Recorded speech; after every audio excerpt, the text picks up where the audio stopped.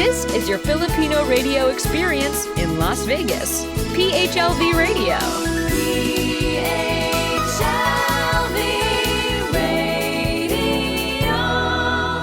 The Filipino American Cancer Care now brings you On the Air with FACC, tributes and support to those impacted by cancer. On the Air with FACC, the Filipino American Cancer Care on PHLV Radio. Magandang gabi sa ating mga kababayan dito sa Amerika. Magandang umaga, Pilipinas. Good morning, Philippines. My name is Josie Moralidad Zaiman from Filipino American Cancer Care. Welcome po sa programa ng PHLV Radio, ang Filipino or On the Air with FACC. Ayan na naman. Anyway, gusto kong i-welcome sa ating program ngayong gabi, syempre yung mga Board of Directors ng Filipino American Cancer Care at sila rin yung ating co-host ngayong gabi. Ladies and gentlemen, please welcome Emerich Richie Vicente. Hi, Emerich. Hello, happy Friday to everybody. I know there's gonna a lot of listeners and tuning in today and tonight. Magandang umaga, Pilipinas, and good evening, America. So we're really excited about our guest tonight. So right back to you, Josie. Did you have your dinner na ba, Emerich? I had light dinner, let's just say it that way. Okay, and syempre kasama rin natin ang isa sa mga Board of Directors, again, ng Filipino American Cancer Care. We would like to welcome Rocky Brito. Hi, Rocky. Hi guys, thank you to Joseph for having me. Thank you, Emerich, and of course our guest. Thank you for being with us. Do you know, guys, na napakabilis ng panahon, di ba? It is. This month is just passing us by. Yeah, it's cruising. Yeah. How did you The whole celebrate? year, actually. The whole year has been... That's right. You know. Parang natulog ka lang, tapos nagising ka na. How did you celebrate your 4th of July? Ikaw, Emerich. So my neighbor and I, every 4th of July weekend, we have a second year tradition. It's a crab feast. I love So that. we have that crab feast in the backyard. So it was really nice. How about you, Rocky? For us, it's a tradition for us to grill burgers. Mahilig ka ba sa So hamburgers? Oh yeah, I think I had 3. Wow. Yeah, I had 3 Wow. cheeseburgers. That's nice. Okay. Now, i-introduce ko muna yung ating special guest ngayong gabi, ha? And then, kayo nang bahalang magtanong sa kanya. We would like to introduce po sa inyo yung ating special guest ngayong gabi. She was born and raised in San Joaquin, Iloilo, Philippines, from one of the hometowns in Iloilo, Philippines. She came to the United States as a special education teacher in 2006. She has been working as a SPED teacher for 15 years now. She was diagnosed with stage 2 breast cancer, invasive ductal carcinoma in November 2017 at the age of 46. She is married with a son who is now 11 years old. We would like to welcome Josefa Garcia. Hi, Josefa or Joe. Hello po. Magandang gabi sa inyong lahat. Okay, go ahead, Emerich. Hello, Joe. So thank you for joining us. Really excited to get to know you a little bit better and also hear from you your journey with this two breast cancer. But before we talk about that, let's talk about you first. And I understand you're married and with 11-year-old son. If you can talk, tell us where you grew up in the Philippines and how your family's connected. How's the, kind of like the structure of the family? Okay, so I was born and raised sa San Joaquin, Iloilo. I also completed my education sa Iloilo din. Mm. And then I work as an English teacher sa University of San Agustin for 10 years and Angelicum School in Iloilo for 3 years. And then I took a master's degree in special education in the Philippines. Mm. Pero hindi ko po natapos kasi I applied to a certain agency which recruited teachers from West Visayas State University. So Mhm. and got lucky, and I started working as a SPED teacher sa U.S. Virgin Islands Wow. for 2 years. Yeah, and then after that, my husband and I we came. Actually, I came first, and then he came 6 months after I did, and then we didn't have a child until after 6 years. So I was just newly married when I came to the US. So 6 years kaming walang anak. And then in 2010, I gave birth to a son. Uh-huh. And then at 2 years old, he was diagnosed with developmental delay. And at 6 with autism and ADHD. So pretty much for the first 7 years of his life, ang aming time ng asawa ko is divided between work and helping him grow into what he is right now. He's already in the general education setting, but he started really sa special ed setting Mhm. with a lot of those things that an autism kid or Mhm. kid with autism and ADHD had to go through. So, yeah, ganun yung maging buhay namin for the last 10 years until he is right now grown at fifth grade. So, Wow. fifth grade okay na siya ngayon, but still, we're still managing his behavior, pero maayos na siya academically and Mhm. behavior. So, Which U.S. Virgin Islands was it? St. Croix. St. St. Croix. Croix. Mhm. Have you been there, Emerich? No, not yet. Ano ba Have yung you? itsura ng US Virgin Islands na to? Parang tropical island din, na parang Pilipinas na Boracay kasi white sand. Tapos Uh-huh. maliit lang na strip of land yung St. Croix, pero after the three islands, St. John, St. Thomas and St. Croix. St. Croix yung pinakamalaki, pero yung capital city niya is in St. Thomas, Mhm. Mhm. Charlotte Amalie, tinatawag nila. So doon Wow. nagdadak yung mga cruise ships Mm. from Yeah. Florida, from Maryland, that doon nagdadak ng cruise ships. So Mhm. yeah, parang buhay island talaga, parang Boracay siya. Yeah. Pero Robin, isa have to you sa been there? mga guys, isa to sa mga territories ng Amerika, 'di ba? Yeah. Yes, US territory Yes. siya. There's a Anong lot of Filipinos population? who work there. Oh Oh yeah, have you been yeah. there, Rocky? Not at St. Croix, but I've been to Turks and Caicos a few Mm-mm. times. Yeah, that is British. Is it British? Yeah, it's British overseas territory, and there's a lot of Filipinos. Yeah, Yeah. maraming Filipino doctors doon at teachers. Yes. Yeah, Mm-mm. yeah. Yung isa Wow. sa mga pinsan ko, doktor doon, ano? So, bakit maraming Filipino sa lugar na to? Kasi dati daw, sabi ng mga Filipino doctors, most of them were exchange students dito sa US. And then they heard that may hiring sa USVI. So, na-hire sila doon. So, nag-decide na lang sila doon na magtrabaho kasi parang in demand doon yung doctors kasi wala masyadong maraming doktor doon. So, they Mhm. were able to establish themselves. They were actually rich there. Yeah. Oh. Mayayaman sila doon eh. May isa nga kaming kaibigan doon na she's Ilocano and married a French, I think, businessman na naging employer ng mga ibang teachers doon na actually we're not supposed to be employed pero like from time to time like part-time jobs na Mhm. amin para lang tulong financially kasi maliit yung sweldo doon sa USDI. So, And plus, it's a beautiful island, you know. It's, you yeah. said it's a tropical. Mhm. So why spend your time in the snow? Oh my gosh. That's true. Yeah. And by That's the true. way, no, may follow-up question ako. You mentioned na dati kang English teacher sa Mhm. Pilipinas. Mhm. But then, dito sa Amerika, naging special education teacher ka.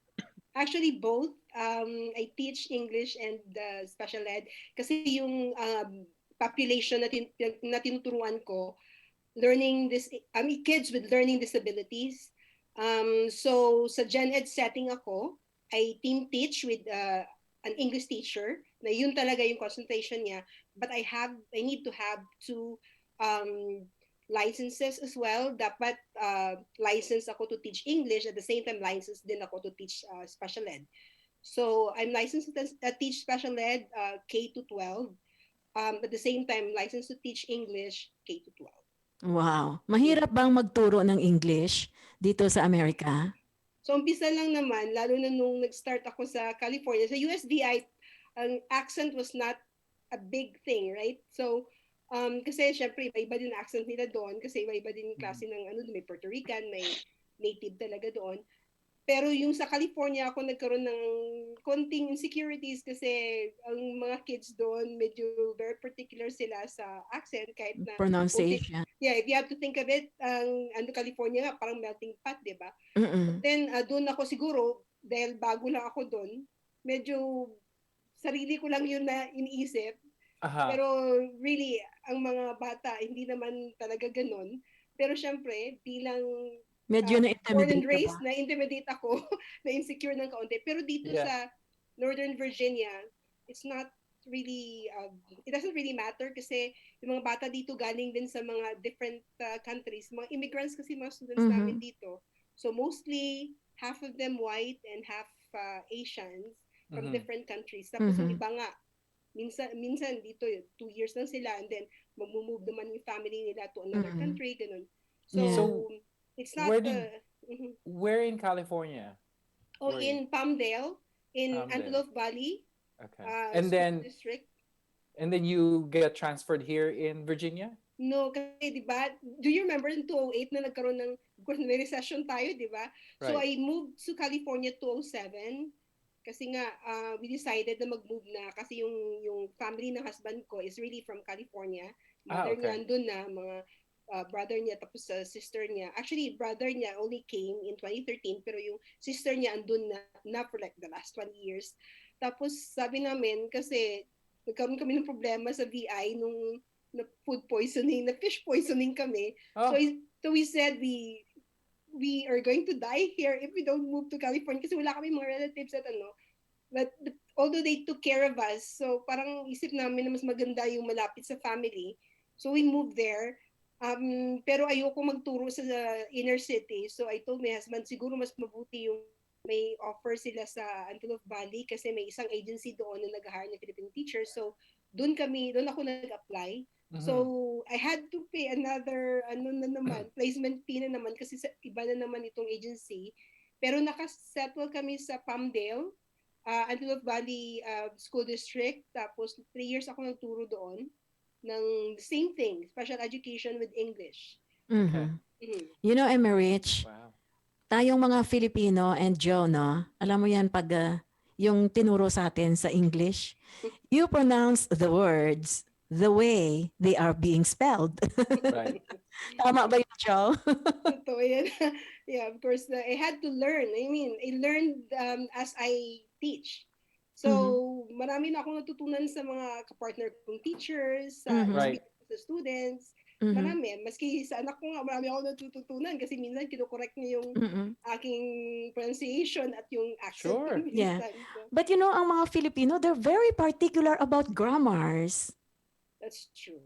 But they don't really care. Yung mga bata dito, they don't really care sa grammar. They're not very conscious about it. Tayo lang naman yata siguro. Pero sa writing, syempre, kami particular sa grammar. Ganun din yung mga bata at mga teachers din. Pero sa yung sa speaking na part, hindi naman sila ganun gaya natin na masyado tayo, dapat was. Instead of is, dapat was. Ganun. I mean, As long as you understand each other, yun ang importante nila. yun ang importante sa dito. kanila. Yeah. Okay. Now, dito tayo sa kanyang cancer diagnosis. Yeah. Rocky, may gusto ka bang itanong? Yeah. How did you find out? And what Okay. was your reaction? Okay, so actually ako mismo ang naka-discover ng bukol. I mean, usually nakakatuwa kasi ang mga kaibigan ko natatawa sa umpisa kung bakit ko siya na-discover kasi at that time nanonood kami ng anak ko ng yung lottery, how lottery changes a person's life, yung sa may HGTV yata yun. Yes. So there was this man na na ilang beses na siyang nanalo ng lottery. So I said, why don't we sabi ko sa anak ko, Mom, why don't we do the same thing, magbet tayo, ganyan. So we downloaded the app online, nagbet kami ng mga $7, ganyan. So I said, sabi ng lalaki may pattern, ganun. So parang buong gabi ko siya inisip, sabi niya may pattern. Ano kaya yung pattern nito? Ganyan, ganyan kami. So the next day, naisip ko na parang para akong may naisip na numbers na something na nag-trigger na, okay, get up, bumaba ka, tingnan mo doon kung tama yung pattern na naisip mo. So bumaba ako, nagpunta ako sa bathroom muna, tapos nagsi-stretch ako sa bathroom. Sabi ko, okay, siguro tama itong kutob ko na pattern na identify ko sa numbers na piniresent sa TV, ganyan. Mm-hmm. So nagpunta ako sa bathroom, sabi ko, sandali. Punta muna ako sa bathroom. So nung magsi-stretch ako, accidentally may nakapa ako, nagsi-stretch ako. So sabi ko, parang hindi ito maganda, parang hindi naman ito, kasi usually sabi nila pag may makapakang bukol, dapat hindi siya steady lang, di ba? Jose, siguro alam mo din yan, kasi usually sasabihin sa atin na okay, try to feel your breast, tapos kung steady lang siya, that means there must be something wrong. Pero kung gumagalaw siya, siguro mga tissue lang yan or something na ganyan. At karamihan sa mga babae, bago dumating yung kanilang period, we're all sick. So yun, nakapa ako, sabi ko steady lang siya. So the next day, hindi na ako makatulog. Nung bumalik ako sa bed, hindi na ako makatulog. So sabi ko, the next day, sabi ko sa husband ko, I need to probably see my OBGYN. So sabi niya, sige, magpa-schedule ka. So nagpa-schedule ako na October 15 yata yon, sabi ng OBGYN ko, may kami, October 15. So, chinek niya. At that time, hindi nga worried yung OBGYN. Sabi niya, okay, so baka benign lang naman siguro ito, ganyan-ganyan. So, pero sabi niya, kailangan tayo na mag-request ng ultrasound, tapos mammogram. So, sa mammogram, wala. Turned out na wala siya. Anong klaseng mammogram yung ginawa sa'yo? Is it, 3D? Is it diagnostic? Diagnostic yun. Diagnostic na mammogram. At that time, parang hindi pa naman yung 3D. Ewan ko, I didn't even hear about 3D until 2 years ago. So, diagnostic yun. Tapos sabi ko, wala ba talaga? Pero ako, wala akong peace of mind. So sabi ko, may ultrasound akong ni-request. So sabi niya, okay, come back tomorrow. Kasi yun ang schedule mo for ultrasound. So bumalik ako. Tapos sabi niya, hindi mo kaagad malalaman yung result ng ultrasound, pero there's something really, yung I'm worried about this thing. Sabi ng doktor, may nakikita kaming parang hindi tama, sabi niya ganun. So sabi ko, ako noon, masyado akong na-depress. Sabi ko, ano kaya yun? Parang worried na ako. So hindi ko pa alam yung result noon. Sabi niya, you will know in 4 to 5 days. So, 4 to 5 days talaga akong nag-isip. Sure. Tapos nung 26 yun, sabi niya, kailangan natin another ultrasound. So, another ultrasound na naman, just to make sure. So, another 5 days na naman akong naghintay until November 1st. Tinawagan ako ng nurse ng aking OBGYN. And I heard about it sa phone. And I was so devastated. Kasi sabi ko, and I was so angry as well kasi sabi ko dapat hindi nila sinabi sa phone, dapat pinatawag nila ako at sinabi sa akin in person. So, when I heard the news, wala. Parang nag-drop lang ako sa floor. I was in school at that time during my planning period. So, nakita ko ng kasama kong teachers na dalawa na sa isang lounge namin. So, they pulled me up para and then hugged me. Sabi niya, what's wrong? Ayan. So, sinabi ko sa kanila na gano'n ang diagnosis. So hindi na ako, pumunta ka agad yung vice principal ko sa room namin, sa lounge. Tapos yun, nag-usap kami. Sabi niya, no, don't finish the day right now. So just go home and then talk with your husband. Sabi niya, Mhm. ano, do you want us to drive you home? Ganyan, sabi nila. So Mhm. sabi ko, okay pa naman, pwede pa akong umuwi na ako na magdadrive. So What was in your mind at that time? Yeah. sa totoo lang, hindi ko alam. I was just crying. I cried endlessly. Hanggang makarating ako sa bahay. Nagdadrive lang ako, pero umiyak Mm. ako. Tapos, Parang suddenly naging malungkot ka. bigla. Pero although, yung depression ko na yun, so umpisa na yun, na, nung 8 days ago, na first na ultrasound pa lang, Yeah. I was already worried. First That there's ultrasound pa lang. something wrong. Tapos, Right. so, ika-second ultrasound na naman, yun, no, na-confirm na yun, parang bigla na lang, parang wala. Yung end of the world na sa akin. Naisip ko yung anak ko lagi. Sabi ko, paano? I was really crying, and then sabi ko sa principal ko, paano ng anak ko? Pinaulit-ulit ko daw yun na sinasabi Right. na, paano ng anak ko kung matay ko? Paano ng anak ko? Ganyan ako sa Right. habang umiyak. Tapos, umuwi ako. Sabi ko sa asawa ko, that was my husband's birthday as well, November 1st. We were thinking Wow. of, I was thinking of buying a cake for him that afternoon, pero wala na, hindi na. Pagdating ko sa bahay, hindi na rin pumasok nung asawa ko sa trabaho. So yun, nag-usap kami, para na makalma ako, yun nun. So that day just passed na yun, nag-usap lang kami, inakalma niya na ako, ganyan. Tapos iniisip ko kung anong next move. Tapos tinawagan ako ulit ng nurse that same day, before the day ended. Yeah. Tapos sabi niya, I arranged a schedule with you and Dr. Vargas daw. Yun yung specialist, cancer Pareho specialist. kami niya ng group Emerich na pinupuntahan ngayon, no? Sa Virginia Cancer Specialist. Kami ni Ed, siya at ako. Pero iba-ibang Doctor. oncologist. Oncologist. Okay. So, I met with Dr. Vargas. I think, wasn't very sure, mga a week after that. A week pa na lumipas. So that whole week, I still reported to work for 3 days. Tapos, nag-stop na ako kasi couldn't really focus. Grabe na yung aking mental torture na natawag. Grabe na yung yung depression ko at the time. So your second visit with Dr. Vargas,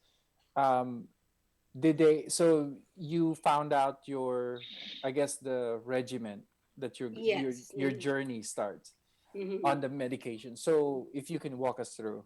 Yeah, so sabi ni Dr. Vargas, this is my plan for your treatment, ganyan. Sabi niya, you have no other choice than to have chemotherapy. So, pag sabi niya yung chemotherapy, hindi ko talaga siya matanggap. Sabi ko, is there another option other than chemotherapy? Kasi sabi ko, yung alam kong nagki-chemotherapy, they didn't survive, or kung if ever nag-survive man sila, they went through a lot. Yung ganun. And it so happened that I had a co-teacher na stage 4 na siya ng cancer. We are in the same department din sa school. At yun ang nagsabi sa akin na after I spoke with Dr. Vargas, sabi ni Dr. Vargas, okay, go home and think about it. Sabi niya. Kasi the next time we meet, ang step-by-step na plan, ano na niya sa akin, explain na niya sa akin kung anong gagawin at kung kailan mag-umpisa. So, I thought about it. Siguro mga 1 week din ang binigay niya sa akin kasi this 22nd niya ako in-schedule ng, sabi niya, this next time we meet, yun, planuhin na natin kung anong dapat gawin. So, nag-meet din kami ng co-teacher ko na yun na nagsabi sa akin na stage 4 na siya. Sabi niya, no one knew about this, but I will tell you because I know we're going through the same thing. So, sabi niya, I have cancer, breast cancer, so it's stage 4. And you know what? This is my 5th year. And I'm still alive. Sabi niya ganun. So, sabi ko, wow. Sabi ko ganun. So, don't be scared. Do the chemotherapy. Okay? Yeah. Do whatever your doctor tells you to do. Just make sure that you have confidence in what he's doing. At alam mo talaga na at least you have some knowledge kung anong klase ng procedure na gagawin. So, yun. So, nag-usap uli kami ni Dr. Vargas. So, sabi niya sa akin, my first advice is don't read the internet. Sabi niya, tama. Sabi niya, read enough to educate you, to understand, to understand what we're going to do, but after that, stop. So, kasi ang problema nga naman sa atin minsan, no, we rely on internet. Minsan nagda-diagnose tayo ng mga symptoms natin sa internet. Mm. Kaya That's nadagdagan true. yung mga anxiety, yung mga Anxieties. takot. Kasi lahat ng nakikita mo, ay, ito yung symptoms ko. Yeah. That's true. That's true. So, ang sinabi ni Dr. Vargas na ito ang gagawin natin. So, the 22nd is schedule niya ako for Mediport surgery. Yung you Mhm. have to place a Mediport kung saan dadaan yung gamot, ganyan. And you will be doing 6 rounds of chemotherapy. Mhm. So, and I was scheduled to do 6 rounds of chemotherapy from December 1st until March 16th. Mhm. So, Nag-worry it's ka ba every noon 21 na days. mawawalan ka ng buhok? Yun ang first thing na inopen na sinabi ni Dr. Vargas sa akin kasi yung buhok at that time is really long and black at straight. Sabi ni Dr. Vargas, I know the first thing you're going to ask me is how can I keep my hair kasi yung mahaba yung buhok ko at that time at straight siya at black siya because I like your hair, sabi niya. And I'm pretty sure you want to keep it, right? So sabi niya there is a way to do that, sabi niya ganun. So binigay niya sa akin yung parang isang papel lang yung kung saan doon yung parang explanation ng cryotherapy, cold therapy or something Yeah. like that, cold caps, ganyan. Tapos may sa ibaba na ito yung website ng mga companies na Cryo. offer ng What is So that? What is that? What kind of therapy? Anong ibig sabihin nun? it's cold therapy. Kumbaga yung para siyang may ice pack na i-apply sa ulo mo, really cold ice pack, tapos parang very tight siya. It has to be applied i-attach siya sa Right. ulo mo for like 30 minutes before you start the medication, yung chemotherapy. And then it has to be changed every 30 minutes ang sa hair at sa kamay para it will stay cold, really cold. So ang husband ko was really a great help, a huge help. Kasi you can't do it kung ikaw lang mag-isa pupunta sa chemotherapy mo. Kasi every 30 minutes, he has to change the cold pack sa ulo ko at sa kamay ko at sa paa. Kasi sabi ni Dr. Vargas, yung neuropathy, ano bang tawag dun, yung parang manginginig yung kamay mo Yung or mga nerves magnanumb, mo. dahil sa mga nerves mo ganyan, para hindi daw ma-reach ng nerves natin ng gamot yung nerve na sa mga kamay at yung roots ng hair natin, yung ganun.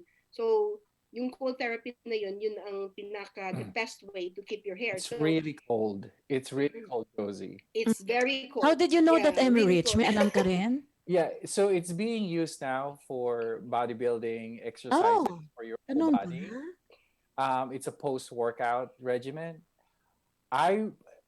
When I saw how cold it is, I was like, nope, not doing it. And then some people are, put the bucket with ice and then go just slide into to that ice, the bucket of ice or a tub of ice.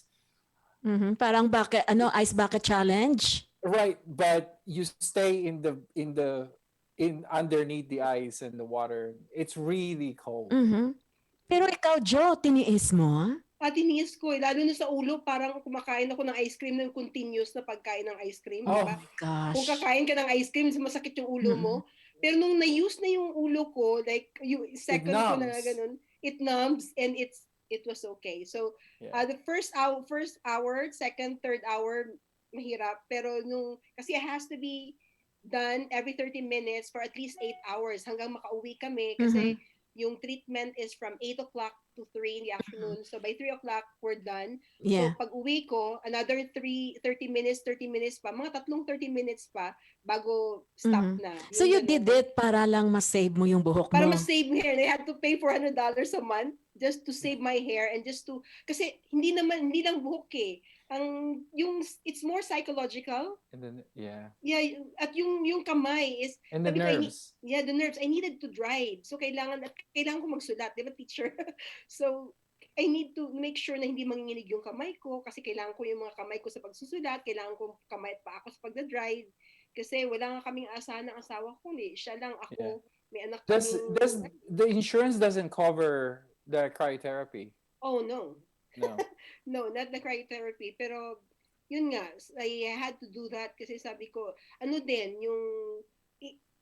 actually, hindi ko na-keep yung hair ko na 100% talaga. Siguro mga 75% lang. Maybe something went wrong sa may mga times na hindi talaga masyadong malamig or something like that. Pero at least 75% ng hair ko na-keep ko. At nung tumubo siya uli at maging makapal, hindi siya tumubo ng white. Kasi mostly ang alam ko, I knew like 2 teachers from Maryland na maging mentors ko din bago ako nag-decide na mag-chemotherapy, Mhm. na they had very positive experience with chemotherapy, and then they told me na they decided to shave their head Mhm. that very day na mag-umpisa sila mag-chemotherapy.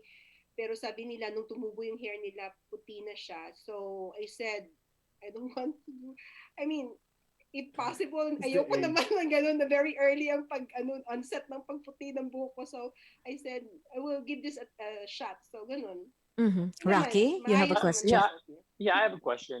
Um, does cancer run in your family, or if not, or even if it does, do you think, like looking back, do you think your diet played a role? Do you think, looking back, do you suspect like there were certain foods that you Yeah. ate that could have, Prevented. I guess, catalyzed, your, cancer cells to go berserk? Okay, What do you think? actually, I did the genetic testing as well before Oh. I even started the chemotherapy. I did the genetic testing and everything was negative.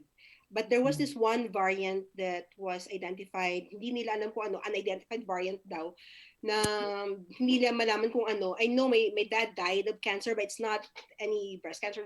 It's liver cancer that runs in the family. But other than liver cancer, walang breast cancer.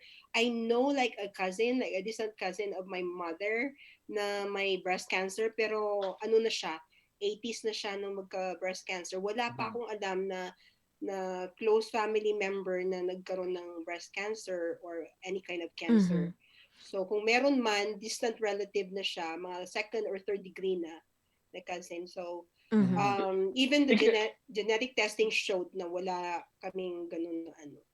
what about any food? So You food think? naman, even before we came here, I know that healthy naman yung diet namin. I was thinking that it's more sa stress, kasi stressful yung job as a That's SPED right. teacher. And then starting as um, a teacher on work visa, very stressful Mm. na work At ang visa trabaho lang. na pagiging teacher, ha, hindi biro 'yan. Oh, Yeah, stressful. I yeah, I was just trying to make a connection because you mentioned you live in the BVI, right? BVI, is that correct? USVI. USVI, sorry. USVI. And I used to live in Guam Mm-hmm. in the Pacific. And in Guam, there's a high rate of people getting cancer. Um, Mhm. even very young people. Do you know what Like type one of of, cancer? uh, like for example, within my family's network of friends, there were so many. Like I Mhm. had, we call them titas, passed Right. away of cancer. Like a couple of, close family friends that have Yeah. cancer. One of my good friends from high school, his brother died of cancer Mhm. when he was only 23. Yeah. And I know in Guam, people suspect that it's from radiation that's coming from From the nuclear test environment. from the nuclear testing in the Mhm. Pacific. Mhm. Like there's some islands there that were basically the people were kicked out, and it Mm-hmm. became like a testing ground. But Mhm. I also Uh, suspect it's the water because the water in Guam's really hard, yeah. and I'm sure it's the same way in USBI because I know in Turks and Caicos you can't drink the water. It's so hard. It's desalinated water, but you can't 100% not consume it. There will be Right. some time where you will consume Mhm. you know uh, tap water. Yeah. So do you think that played a part, or I don't know? What do you think? Well, siguro kasi the thing is dun sa I used to teach sa school na malapit siya sa oil refinery. We all know na may oil refinery sa St. Croix. I don't know if you're Uh-huh. familiar with Mm-hmm. ewan ko ngayon kung meron pa din, pero at that time, my oil refinery sa St. Croix, and I knew like a couple of doctors who also died of cancer. So, Mm. and then I had some co-teachers then, actually not just one, like a Mhm. number of my co-teachers also died of cancer. Sa, ano, so ang kutob nila doon, yung it has something to do with the oil refinery na malapit sa school. Yeah, it could Kasi, be. I yeah, I think also because it's an island and all the food needs to be imported, Mhm. right? mhm, So the food has to needs preservatives, Mhm. true. right, in order Chemicals. to get there. Because it's the same in Guam, you know. Mahal It's ba yung mga it's pagkain doon? Ay, sa Guam ang super, mahal, yeah. super mahal din, super mahal. Yeah. Kumbaga, maayos dun yung buhay kung ano, kung bakasyonista ka lang. Pero if you live there, Yeah. kasi mababa din yung sweldo, you have to really budget para mag Yeah. ano siya, Right. magkasya. Kasi mahirap yung buhay, mahal nga lahat. Yeah. Yeah. Isa Alam lang mo, yung yeah, store. yeah, that's a funny, yeah, because you know when I visited the first time I visited Providenciales in Turks and Caicos, um, I went to a grocery store with my friend who lives there, and alam niyo yung Arizona green tea, the Yeah. 99 cents, di ba? 99 Nakalagay cents. 99 cents ha. Binibenta nila for 350. Oh my Sabi ko, gosh. nakalagay na nga 99 cents. Mm. Sabi niya, well, you know what? Sabi ko, it's 99 cents in New York. Well, you're not in New York. You're in Mhm. Turks and Welcome to Shooting Mm. Caicos. Yeah. Yeah, very expensive naman everything talaga. costs because of the Wow. import, you know, the Mhm. importing requirements. So going I back to your, I'm sorry, Emerich, going back to your cancer journey, what was the most challenging part? Yung challenging na part actually maraming challenges. Ang pinaka-challenging na part na ano ko, yung paano ko, I mean, being able to decide kung magki-chemotherapy ba ako o hindi. Yun ang the pinaka-challenge sa next akin. steps. And then after yung chemotherapy, nung makapag-decide na ako, nag-chemo ako, actually the day of the chemotherapy was not really bad. I mean, I was even looking forward to it kasi parang nag-relax ka sa spa. Kasi hindi siya gaya sa Pilipinas na, I don't know, pero the people I knew who had cancer sa Philippines na kailangan talaga sa hospital, yung parang nakahiga ka talaga sa bed. Pero dito naman sa atin, lalo sa dito sa Northern VA, para ka lang nasa spa. Yung So, parang magpa-pedicure, manicure ka lang ganun. So, parang relaxing naman siya. Ang pinaka mahirap na part, yung first 10 days. Usually sa third day ang onset ng mga side effects. Like for example, I had all the side effects that you can imagine sa chemotherapy. Nausea, vomiting, sleeplessness, hindi lang ako makatulog. Mhm. Siguro ang tulog ko lang 1 to 2 hours lang, almost every day yan. Wow. Hindi ako makakain, kahit makainom ng tubig, drops lang. mm, Yung, ang tubig talaga sabi ko, maski sana ako makakain, kung makainom man lang ako, hindi ako makainom ng tubig. So, all the side effects na maisip mo, na go through ko, tapos yung weakening ng body at lahat, yung energy mo mawawala talaga usually sa second, third chemo. Ang first chemo was a little bit better. Pero after 10 days, balik na naman energy mo. So, Mm-mm. you need to like prepare yourself for another 10 days. So, yun doon ako kain ng kain na next 10 days kasi every 21 days siya, di ba? So, for 11 days, I was bored. I said, what can I do? Kasi hindi na masakit yung katawan ko. Parang, I mean, um, parang normal na pakiramdam ko. So, I thought about what if I learn something.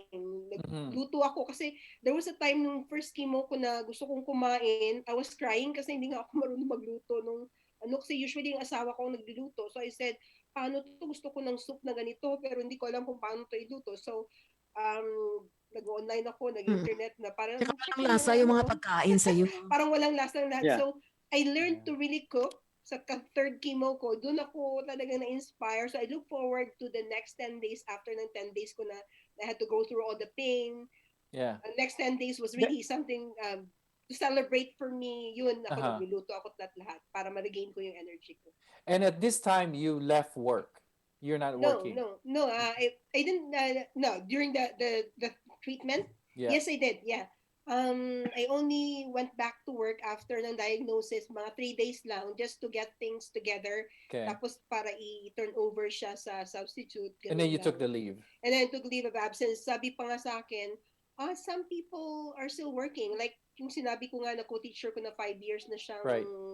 May cancer. mag-survive. Mm-mm. So, I said, no, I need to focus. I need to prioritize to make my health a priority. Hindi pwedeng trabaho pa rin na trabaho kasi kung ganun, masyado ako magiging stress, hindi ako makakapag-focus sa aking treatment Right. at magkakaroon pa akong problema ko kung how do I deal with things like mag-drop off ng anak ko, mag-pick up, Yeah. ganyan. Kasi Mm-mm. there's so many things na dapat Did- na i-take into consideration na ano.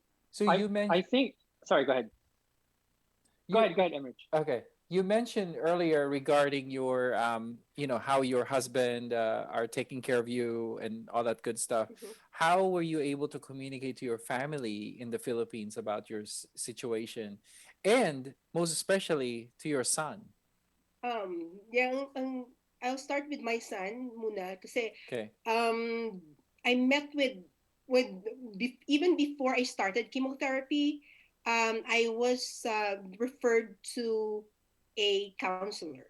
So I was Uh-huh. supposed to do like some kind of treatment with a psychiatrist, pero Mm-mm. hindi Kasi nga siya. sa amin, no, na mga cancer patients, binibigyan kami ng option ng aming mga oncologists.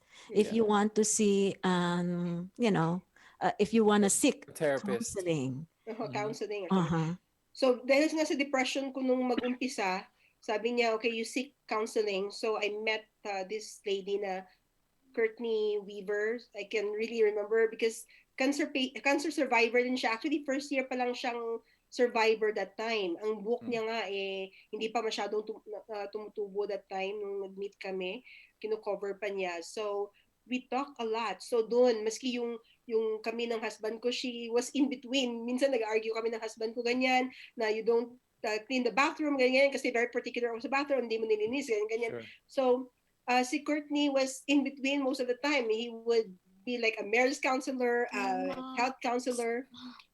Okay, give me 1 second. Sure. Batteries went out. Okay, so go charge.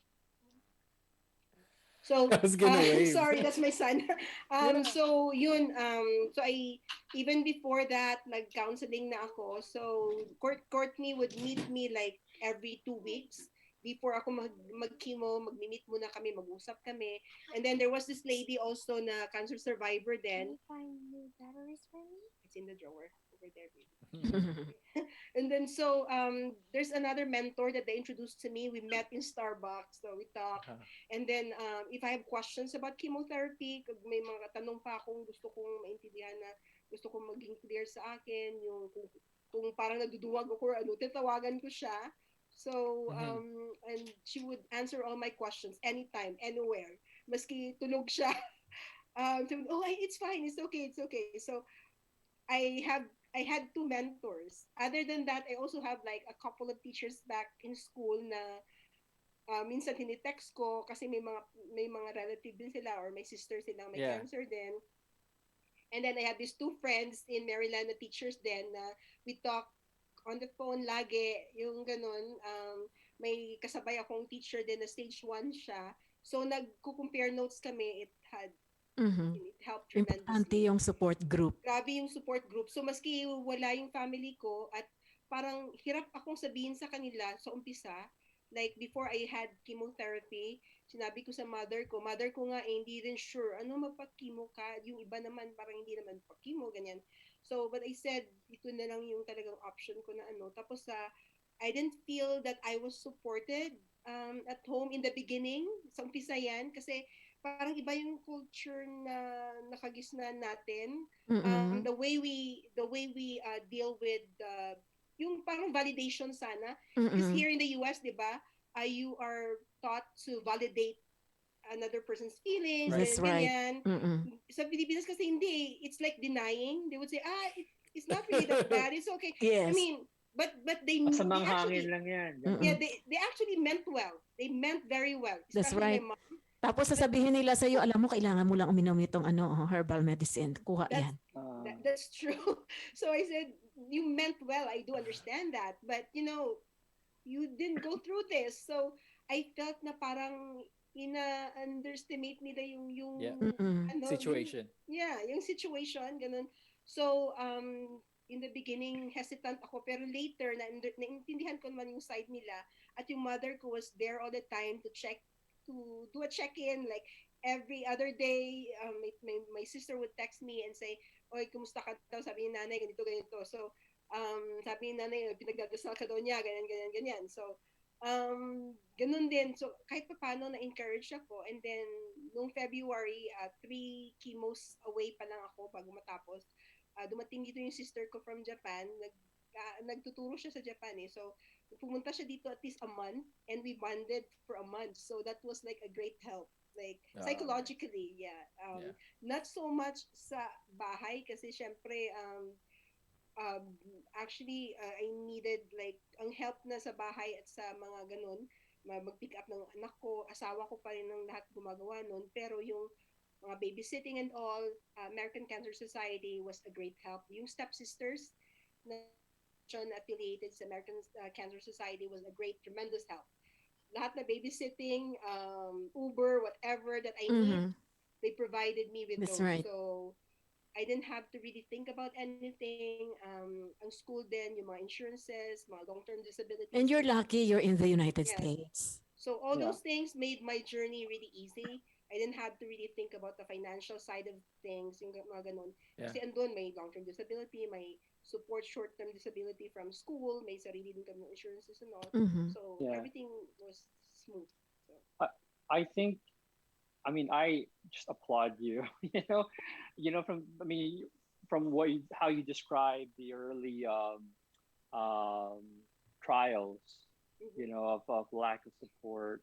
Um, and there's so many things that you So had many to things. deal with. Mhm.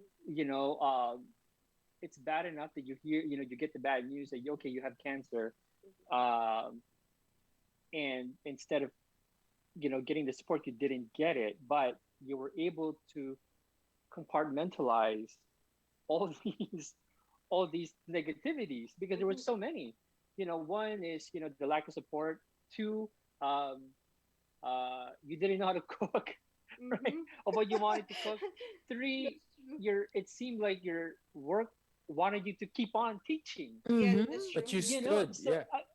yeah, I mean, there's but you needed to be you needed to do chemotherapy. So it seemed like they want you to get well because they need you to be in the To be classroom. back, Yeah. yeah. They, The, You know what I'm saying? yeah. yeah. The So self you were self able to advocating. compartmentalize these, Mhm. Right. Mhm. their stressors, Mhm. right? Stressors, They and actually just kept my position, and I went back to the same school. Mm-hmm. Yeah. So yeah, they wanted me to really get well kasi nga kaunti lang yung specialist yeah, sa amin. We yeah, needed yeah, yeah. more And staff. So So America good. needs teachers like her. Yeah. yeah, so Yeah, it's very true. The school Okay. is so lucky to have you. Yeah. We have yes. 9 minutes no sa ating interview sa kay Joe or Josefa. Now, alam mo nyo, Emerich and Rocky, yung pinagkaiba naming dalawa, wala siyang maintenance. Oh wow, how did that Yun. Tapos happen? na siya sa radiation and chemotherapy. Tapos naglumpectomy lang siya. Ako, I still have 3 years, no? Kaya nga I'm looking forward na makagraduate na rin sa gamot. Why So is that so sa'yo? um from the explanation na binibigay ng doktor sa akin, kasi TCHP yung ginamit sa akin, yung parang Taxotere, apat na different medications yon na gamot yon. Tapos yung Malakas siguro yun na. malakas, apat na gamot yun. If I can recall, yung Taxotere, yung Carboplastin, Perjeta, Herceptin. I remember Herceptin because I was on Herceptin for a year. Mhm. After ng so from 2017, nag-umpisa talaga ako sa Herceptin. Mhm. So the whole year yan hanggang 2018, Mhm. habang nagkikimo ako lahat. Hmm. 2018 November ako nag-end ng Herceptin. That's a year. So that's the reason na nasabi ni Doc, dahil apat yung na iba-iba yung gamot. Maybe ang gamot was strong enough kasi gaya ng sinabi ko, grabe yung side effects. ilang beses ako na ER during my chemotherapy, ilang beses ako na ER Yes. kasi nga I had to deal with all those side effects. So most probably the strength of the medication and yung effectiveness of medication, that's probably it. Mhm. So my last question para sa iyo, what positive changes did you see in your life, no? Yung nakita mo sa buhay mo at ano yung mga natutunan mo throughout the process nitong cancer journey mo? Yung ano talaga, yung attitude, like you have to change your thinking, yung ganun.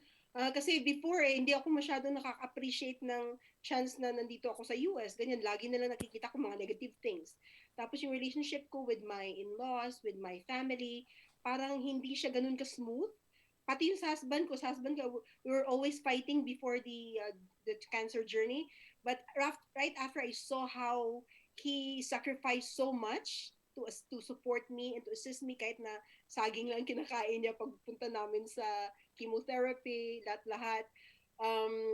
Kakain siya ng lunch niya or brunch, alas 3 pa ng hapon kasi nga he has to do the cryotherapy, the cold therapy and all. Nakita ko yung klase ng pagmamahal at support niya sa akin. So, it has improved my relationship with him. Naging mas pasensyosa ako sa kanya kung ano man mapagkukulang niya. At nag-improve talaga yung relationship ko with my in-laws kasi grabe din yung support nila. Like the emotional support nila kahit malayo sila. Sa California sila, dito kami. At yung financial support din nila, yun din ang isa doon. And then, ganun din sa family ko, yung support nila na kahit malayo, emotionally, na-appreciate ko talaga yon. So, grabe ang pag-improve ng relationship ko with these people who actually love me na hindi ko na-appreciate before. So, Mhm. ganun. Wow. Yun yung mga natutunan ko talaga sa journey na to. So, yeah. Okay. Emma Rich? That's very good. What's your advice for our listeners now, the last advice to young ladies out there, to the ladies out there? Actually, ang advice ko lang, yun nga ang sinabi ni Dr. Vargas na wag magbasa ng internet, yung wag pangunahan yung doktor. Trust your medical team kasi they have a lot of experience. So, find mentors, people na makakapag-support sa'yo, hindi lang um, sa financial side, kundi more sa psychological at emotional. Um, like distract yourself, hindi dapat mag-focus lang sa nararamdaman mo.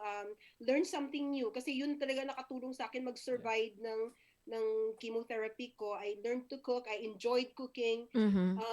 and it has helped me so much as well. um what else? um Siguro yung bang magdasal, importante Yeah. talaga Mhm. magdasal. Yeah. Yung the whole time na I was awake, na hindi ako nakakatulog, I just Yeah. prayed and prayed and prayed Yeah. and prayed. Endless prayers. And I went to church like as often as I can, 3 to 4 times a week, as long as I feel good, I feel Mhm. better. Yeah. Magsisimba ako ganyan. Prayers is very Yeah. powerful. Mhm. Well, thank you so much for being Sabi with nga us. nila, Emma Rich, no, or Rocky, cancer is actually not a death sentence. It is a life sentence. And, it is a beginning of a new life. Mhm. But That's right. it's your attitude talaga. Kasi kung ano mo yung may sakit ka na nga tapos masyado ka pang negative, 'di ba? Lalong lalala yung problema mo, hindi lang cancer, kundi yung mental Other stuff. aspect ng ng Right. katawan. Right. That's true. Yes. Okay, Rocky, we still have 4 minutes. I don't have a question, but I just want to make a comment. And I think it's great that you're exchanging notes with a lady you mentioned who's Oh yeah. undergoing her own Okay. journey. Mhm. Uh, because I mean, if you look back, you were in that situation as well, Mhm. um, and she's lucky to have you Mhm. as like a guide Mhm. into her own journey that she's going through now. So Mhm. keep doing what you're doing because you're doing a lot by being a mentor to her. That um, uh, that as humans we require some kind of social interaction, Right. and that helps a lot. That I'm sure of helped it. tremendously. Yeah. Mm. Mhm.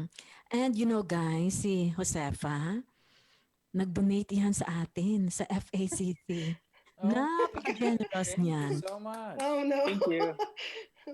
Nang Yes. inintroduce ako sa kanya, I am not even expecting, no? At siya ang isa sa mga beneficiaries natin ng care packages Oh, from thank you so much Filipino for that. American Cancer Care.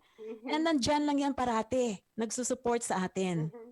And I'm sure, pag may event na naman tayo, nandyan pa Oo. rin yan.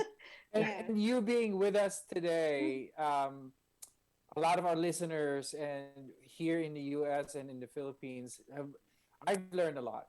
I'm sure they've Mhm. learned so much Mhm. as well and to be aware of what they need to do.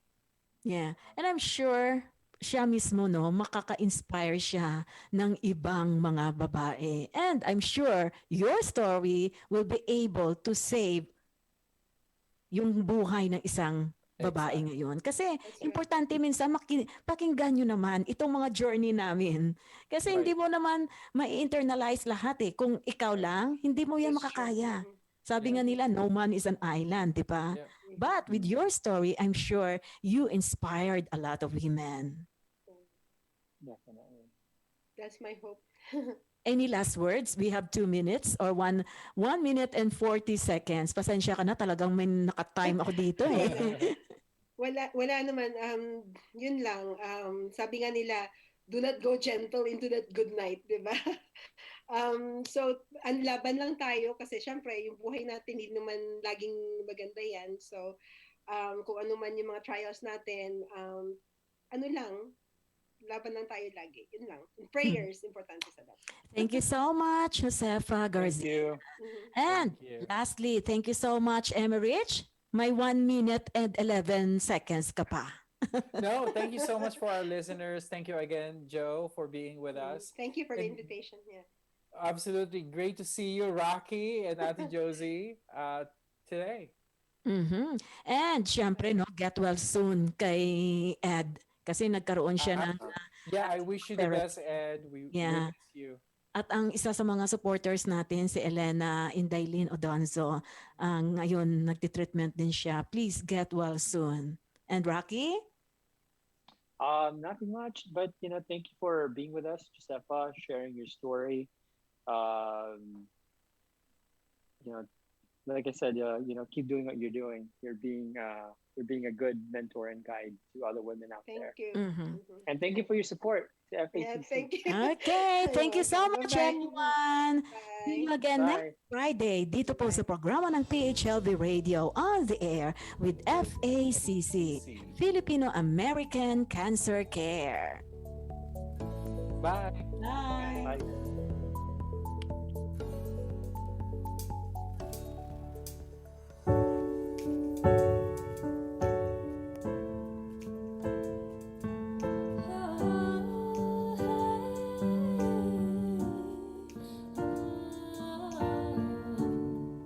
You don't know, babe, when you hold me, kiss me softly, it's the sweetest thing.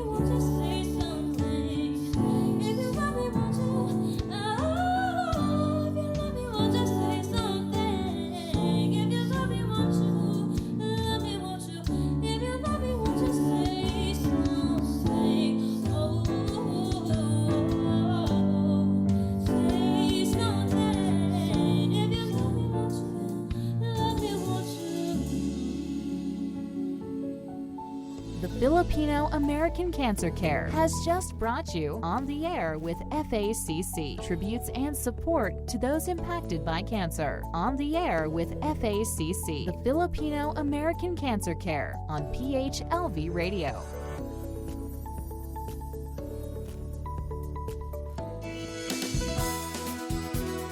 This is your Filipino radio experience in Las Vegas. PHLV Radio.